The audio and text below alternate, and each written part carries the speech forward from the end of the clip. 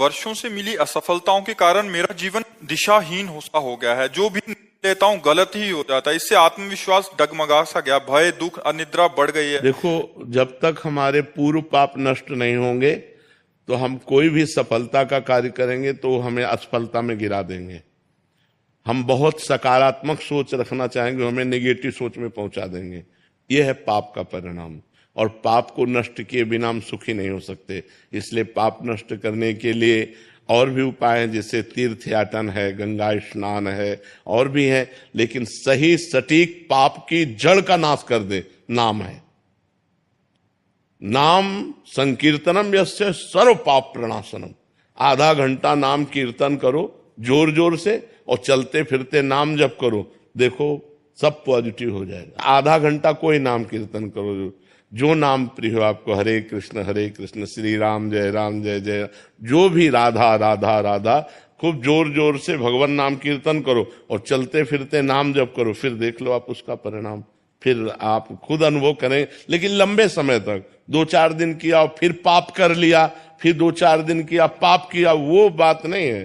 पाप आचरण रोक करके लंबे समय तक करो तो तुम्हारे पाप नष्ट हो जाएंगे, सफलता हाथ लग जाएगी। सबको सफलता क्यों नहीं प्राप्त होती, सबको सुख प्राप्त क्यों नहीं होता, लेकिन सब लोग सुख के लिए ही कार्य करते और दुख क्यों प्राप्त होता है? उसका कारण पाप है।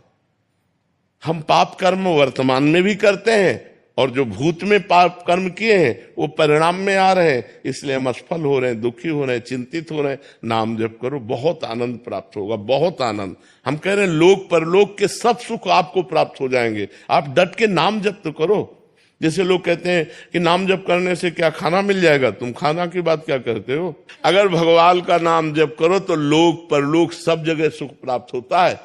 जहां पाप नष्ट हुए तो सुख ही सुख घेर लेता है। और अगर भाई पाप कर्म करोगे तो पुण्य के प्रताप से ये मिल जरूर सकता है, लेकिन तुम्हारा नाश हो जाएगा। अंत में तुम्हारा नाश हो जाएगा।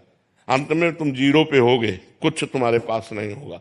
अगर नाम जप कर रहे हो, आज दुखी हो, चिंता मत करो, कल सुखी हो जाओ। हमको भोजन तक नहीं मिले 8-8 दिन, जो आज हम आपको प्रमाण दे रहे हैं कि हम गाड़ी पे चल रहे हैं, तो कल हमको भोजन नहीं मिला। सर्दी में ओढ़ने के लिए कंबल नहीं था, बोरा ओढ़ते थे, टाट समझते ना, जिसमें गेहूं का आटा भरा जाता है, वो बोरा ओढ़कर सर्दी पार करते थे। और आज हम तो आपको क्या बताएं, जब आप समझ लो यही है तो क्या व्यवस्था नहीं होगी? हर व्यवस्था है, राजा बाबू की तरह भगवान रख रहे हैं। तो कल जो था वो जो दुख में था उसमें हम धर्म को नहीं त्यागा, बड़ी कठिनाई से आगे बढ़ते रहे, तो आज वो बात आ गई जो लौकिक और पारलौकिक। ये तो सांसारिक सुख है, लेकिन भागवतिक सुख हम तुम्हें बता भी नहीं सकते कि कितना भगवान हमें आनंद देते हैं। इसलिए नाम जप करो, चिंता न करो, सफलता चरण चूमेगी यदि भगवान की शरण में हो और भगवान के आश्रित हो। महाराज जी, निरंतर प्रयासों के बाद भी जब असफलता मिलती रहे तो स्वयं को मोटिवेट क्या प्रयास करते हो? लौकिक ही प्रयास तो करते हो ना, अपने पूर्व पाप के नष्ट करने का प्रयास तो नहीं करते कि आप कोई अनुष्ठान कर रहे हैं, आप भजन कर रहे हैं, आप परोपकार कर रहे हैं, आप तीर्थयाटन कर रहे हैं पवित्र भाव से। ये तो सब कुछ है नहीं।